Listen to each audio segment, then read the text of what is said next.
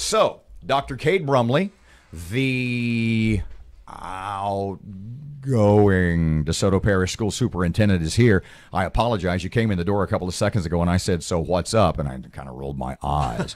An interesting last, well, you tell me, month, 6 weeks, 2 months? How exactly does that work? I mean, look, if I ask you something and you don't want to answer, just go, yeah, let's move on, little man. But how does all this start? How far back has this process of you going to Jefferson Parish and taking over, how long has this been going on? Yeah, I think I put my application in mid-February. And then went through an interview on March 5th, and it only lasted 3.5 hours down there in Jefferson Parish. So there's like headhunters. They called you. You saw. You got word through the grapevine, and you said, "I want to be in charge of 1 billion kids." Well, I'm the president of the Louisiana Superintendents Association, so because of that, I have knowledge of various jobs that are becoming available and things like that. I never in my life thought I would apply for a different superintendency outside of DeSoto. We're doing great things. You're a local guy. You're a North Louisiana guy. Yeah, I'm a North Louisiana guy. We're doing great things. I never thought I would, but so explain to me what the lure was. Yeah, well, we have had this conversation many times, that I think that the playbook that we have used in DeSoto to get the results that we have, received for kids can be used elsewhere. And so this is an opportunity to magnify that times 10, essentially help 50,000 kids instead of just over 5,000.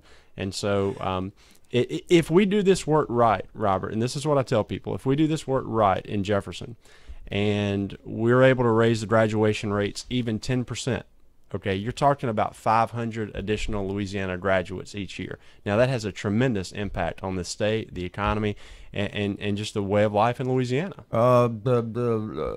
That's a whole different world down there. Yes. Yeah, So how does the Brumley plan? Because you had to have thought about this. How does the Brumley plan? How does that morph into what works in what is a whole completely scary different setting? Yeah, south of I-10. Surprised they let me pass the line, right? Nobody goes there. Yeah, they asked me if I was bilingual. I said, "Does redneck count?" But seriously, no. There are certain things that we do that are universal. Kids are kids, teachers are teachers, schools are schools, and so you just have to, I would think, build the support strategies in place to magnify that beyond the work that we're doing now, take it out to scale, take it to the volume that's in place, and we think that we can do the work. I mean, you're not exactly Morgan Freeman. And listen, I'm saying we, and I don't even have a we. I'll have my we whenever I get down there, but I know that I'll be working with some great people. Your first day, I can't think, what's the movie? It's the Morgan Freeman. Stand By Me? Is that it? Where Morgan Freeman, it's my way or the highway, and he's smacking people around. That's not exactly your management style. No, I'm not that way. I think I'm more of a centrist. Obviously I try to always have a plan. A board member described me the other night whenever we were saying our goodbyes in DeSoto, and he said, I've always appreciated you've had a plan, and in fact, you typically have a plan for a plan. And so that would be my plan going in, is to make sure that we're as prepared as possible to help kids. I would, not the first thing, but one of the things that occurred to me, and not to compare you to Donald Trump specifically, but do you have any concern about, let's use the term deep state? Do you have any concern about you, the new guy, and this just ain't the way we do it? This is how we've done it for years and years. And you can easily point and say, yeah, but your results haven't always been the best. Why don't we try something new?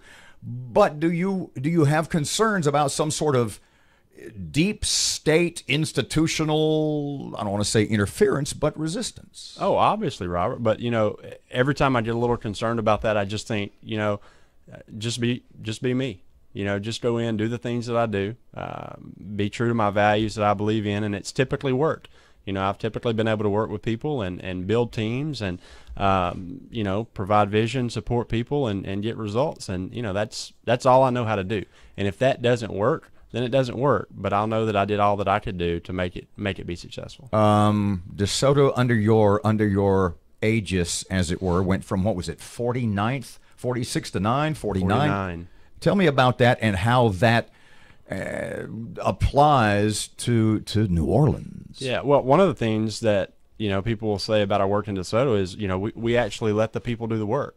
We have talented people. Explain to me what that means. Yeah, we have incredibly talented people in DeSoto Parish, and we work to retain them. We work to recruit even more talent into the system, and we didn't sit there and micromanage their work. We said, okay, here are some general guidelines. This is where we're trying to get to. Stay within those lanes, and let's get there. And we're going to get you the support that you need to get there, but we expect you to get there. And that's what's happened. We're now ninth in the state for academic performance. Top 10, little DeSoto Parish, is in the top 10 in Louisiana for academic performance. Did I get this right? Did I see this? Did you tell me the only school district in the state without a failing school? Was that it? That is probably correct. How many failing schools right now in Jefferson? Do you know?